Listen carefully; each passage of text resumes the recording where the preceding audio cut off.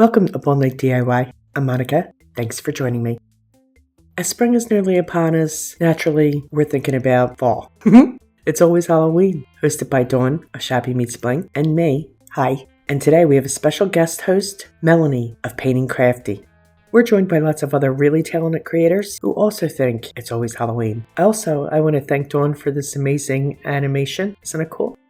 We'll be creating this cute and a little bit creepy, sleepy Halloween moon. Let's get into it. We'll need a 2.8 foam ball, got mine at the Dollar Tree, Model Magic or clay of your choice. We're going to need a dowel, and for my fabric I'm using scrap ticking and a 2.5 inch wide ribbon. We're also going to need some polyfill to stuff the sky and some doodads to embellish. We're going to start off with the clay portion of our project, so let's grab a handful of clay and knead it to condition it. We want enough to cover our ball. Once it's conditioned, we're going to roll it out nice and flat. That looks good. We don't want it too thin. Now we're just going to drape the clay over top of the ball, and we're going to cut away any of the excess and just press the clay to the ball to make sure that it's well adhered. Of course, we want to hang on to that spare clay because we're going to fill in any gaps with it. So that's what I'm doing here, and I'll do this until the ball is completely covered. Once it is, I'm going to roll it around on the table to smooth it out a wee bit. It doesn't have to be perfectly smooth because it is the moon, so we want a little bit of texture. Now we can add his features. So I'm going to start with his yawning mouth, and to do this, I'm just going to grab a ball tool and create a divot where I want his mouth to go. See? Just like a big old yawn. And I did make it, a little cockeyed, add a little character. Now, I just pressed into the clay. I didn't score into the foam beneath it. And I'm just going to use my fingers here just to refine the shape.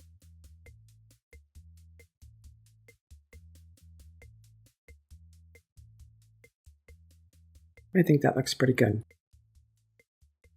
To create his eyes, I'll roll out a small ball of clay and cut that in half. And then from those two halves, I'll roll smaller balls. I do this basically to keep the eyes the same size. It's just easier for me that way. I have here a slightly larger ball of clay. I've cut the end off it so that it's nice and flat on the one side. And I'm going to use this as his nose. I'm just going to push it right into place where I want it to go. And I want this to be turned up. So we're just going to shape it that way with our fingers. Then I'm going to use a tool handle to roll over where the nose meets the face along that seam to incorporate it. I think that upturned nose is really cute. Now we can add one of his eyes. I'm going to leave a wee bit of space between the eye and his nose because we're going to add some eyelids in a moment. And to create the lids, I'm going to cut a circle from some of the leftover flattened clay.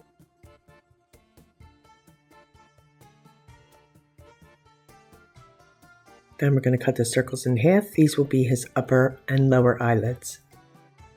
Right, now we're going to incorporate the eyes, once again by rolling our tool handle over the seam of where the eye meets the clay on the face. Let's add the lower lid first. Of course, we want to leave some of the actual eyeball visible. And we'll incorporate it just like we did before. We want him to have that under eye baggy look. Now at the top, again, leaving most of the eyeball exposed, we want to give him a dozy look. So now we're incorporating that top lid, and we're going to do the same on the other eye. We want him to look really dozy and sleepy, like he's had a very long and fun Halloween night watching over all the activities and trick-or-treaters. I roll out a cane of clay, cut it in half for his eyebrows. We're going to pop those into place. You can see I'm keeping this proportionate, so it's on the thinner side. I want those eyebrows to arch up like they would if you were yawning. Yep, that works. I used the flat end of a paintbrush handle to create small divots as his craters, just here and there wherever I think the moon's craters would look good. I'm not going too deep, I just want to give a little bit of an impression in the clay. We'll roll out a cane of clay that we're going to use for his arms. So I want this to be probably around 8 or 9 inches long. I'm going to cut it down the center, which is going to give us 2 arms about 4.5 inches long in length. That should be good. Sorry guys, I seem to be losing my voice a wee bit here. We're going to set our clay pieces aside to dry overnight. Onto the fabric portion of our moon doll, I draw out the shape of his body on a piece of cardstock that I folded over, so I'm only drawing on that one side, and we'll cut this out and open it up, which will give us a full body. This makes it easier for me to keep the body symmetrical. It's nothing fancy, nothing really more than a rounded edged rectangle with a little bit of an extension for the neck area, and the total length is about 8 inches, I'm going to say. I created the pattern for the sleeves just by cutting a rectangle that's 2.5 inches wide by 5 inches long. To make the patterns for their legs, I took a piece of cardstock 11 inches long, and I'm going to sketch out what I want the legs to look like, and then I'll cut it out. We're going to trace our patterns onto our fabric, so I folded my fabric in half, pattern side together, and I'm going to trace the body section of the pattern onto the wrong side of the fabric. I'm just using a regular old pencil here to do this, and I'm going to pin the sides together.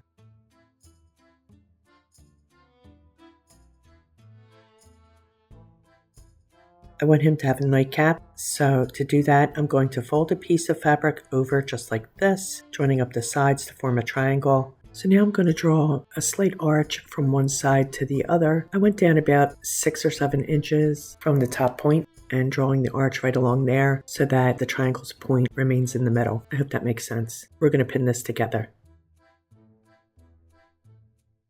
And now I'm going to cut away that excess fabric.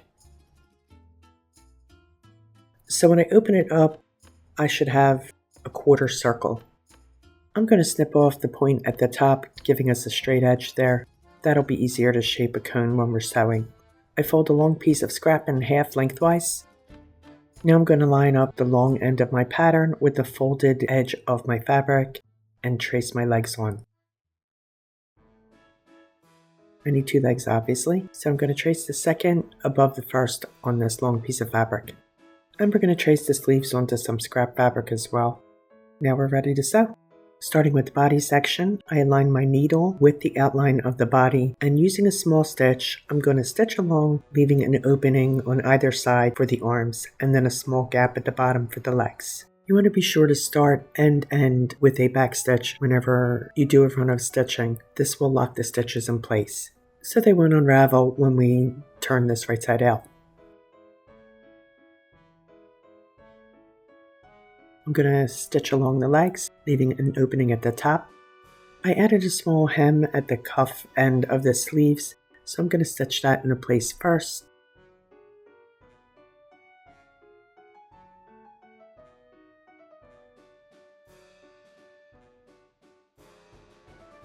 And then I'll stitch down the long side of the sleeves to finish them.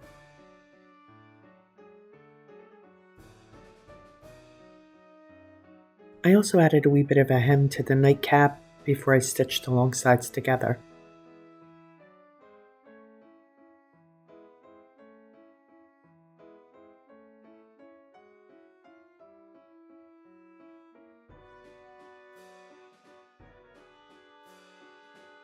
Now I'm going to cut out my body first. I do want to say that the body was way too wide. I don't know what I was thinking. So I went back and I made it more narrow. I just brought the seams in and stitched the exact same way I did the first time. And now that everything is sewn together, we're going to cut it all out, leaving a small seam allowance, and then we'll turn everything right side out. I stuffed the legs with a wee bit of Polyfill, and now I'm going to pin them into place at the bottom here.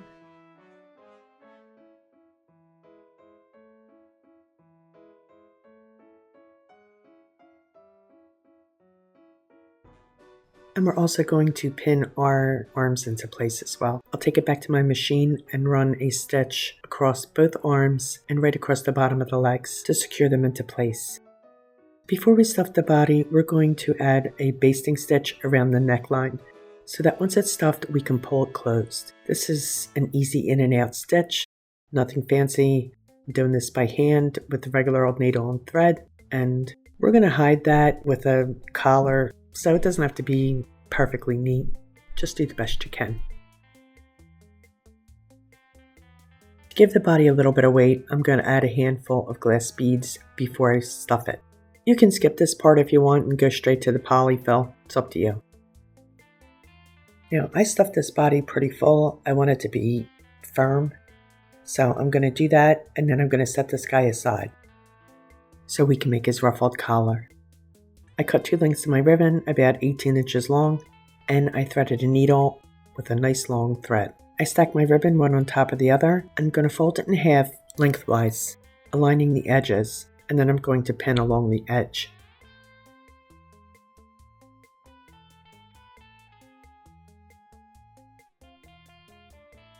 Once again, I'll do a basting stitch slightly below the folded edge of the ribbon, leaving a length of the thread at both ends. This is the exact same way I do my crepe paper ruffled collars. After removing the pins, I'll gently tug at one end of the thread, cinching the ribbon along and giving it that ruffled effect. You want to take your time here because you don't want your thread to break. This is going to give us a nice full ruffled collar. And I'm going to set that aside for the moment.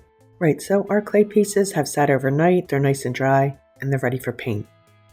We're going to give both the head and the arms 2 coats of Ceramcoat Oyster White. I'm not going to show you too much of the base coating because it's white on white, so you really can't tell. Feel me? I'll use the end of a dowel to dot in his eyes with Ceramcoat Hippo Grey. You can use the back end of a paintbrush too. He's buggy-eyed. We're also going to fill in his yawning mouth with the Hippo Grey. Just the inside portion.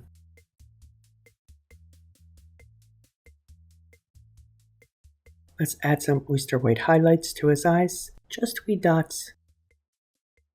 He's making me sleepy just looking at him. We'll add dots to the inside of his craters with Ceramcoat Ring Grey. Once again, I'm just using my dowel to do this. Okay, let's add some detail by dry brushing him with Ceramcoat Drizzle Grey. This is really pretty light gray that I use often. Dry brushing is when you load your brush with paint and then offload most of it onto a paper towel so that there's only a hint of the paint left on the brush. We're just going to scrub around his features and his craters to add the color. I basically want to hit the high points as well as get into all the little crevices to add the shading.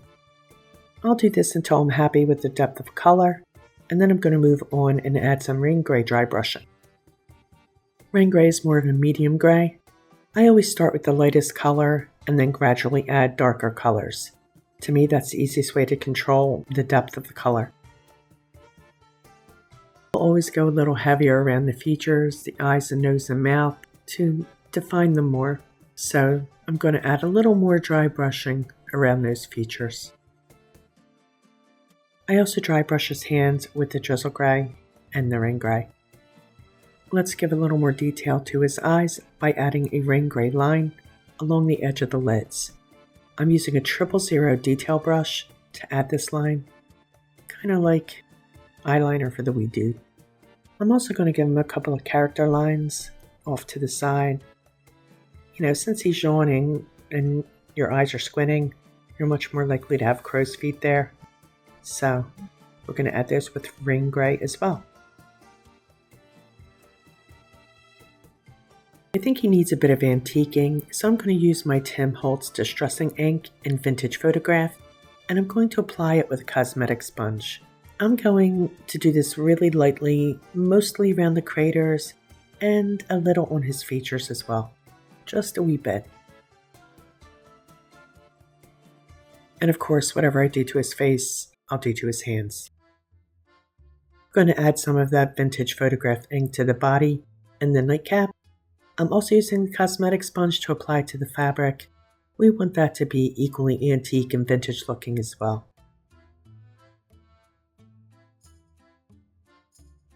I'm coming in with some black ink as well on the fabric parts. I thought it needed to look even more grungy. I am doing this very lightly. I embellished his nightcap with a mini wooden spool and a moon charm by threading them through the opening at the point. Now we're going to seal this guy with some DecoArt multi-purpose sealer. I'm going to pounce on a coat to the moon's head and his hands.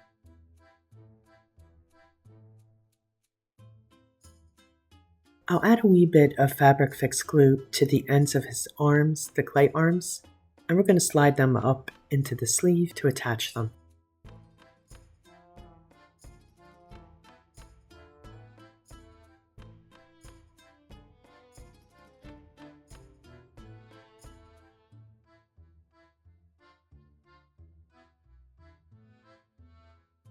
I've cut my dowel down to about 8 inches and I painted it with Oyster White, and now we're going to push it up into the bottom of his head. I'm going to pull it out and add a wee bit of fabric glue to secure it and replace the dowel. We'll give that a moment to set and let's work on our ruffle. To finish off the ruffle, I just need to pull these ends nice and tight and tie it off with a nice tight knot. Before we attach the ruffle, we're going to temporarily attach his head so that we can cinch the base stitching around the neck opening. I'm just going to gently tug on that and tie that off nice and tight as well.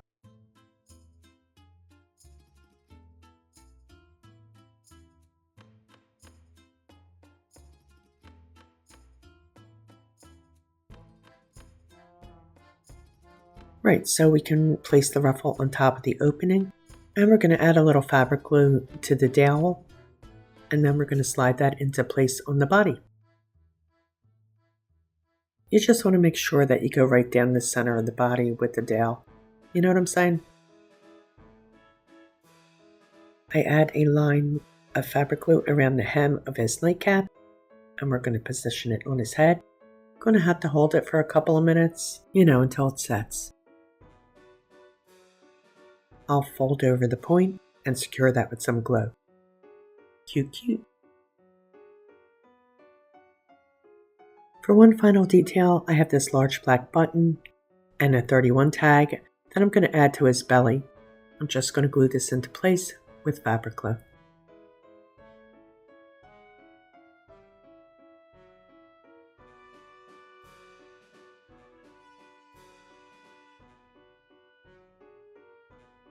And as the sun rises, the sleepy moon is ready for slumber after a hauntingly fun Halloween night.